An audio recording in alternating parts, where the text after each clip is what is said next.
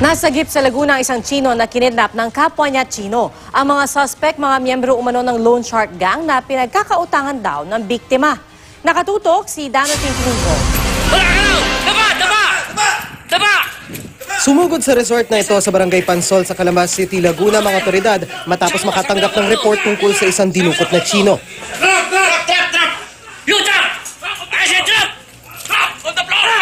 Police.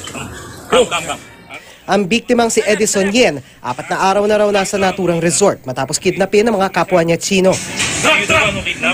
Okay, police ha? English? Speak English? Tagalog? Tagalog? English a little? You're a victim. Tagalog. Ayon sa mga otoridad, biktima si Yen ng umanay Loan Shark Gang ng China na ang modus ay pautangin ng kapwa nila Chino para magkasino. Merong isa dyan na kakilala niya, hindi ko lang maano kung sino doon sa ano.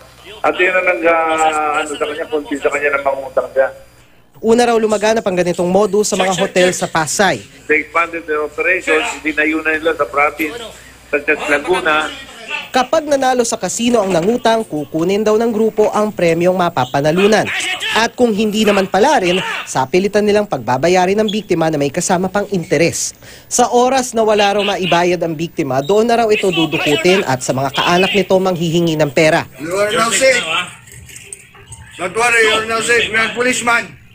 Nakauwi na ang biktima matapos sumailalim sa debriefing. Maharap naman sa kaukulang reklamo ang mga suspect na wala pang pahayag. Dano Tingko, Nakatutok, 24 Oras.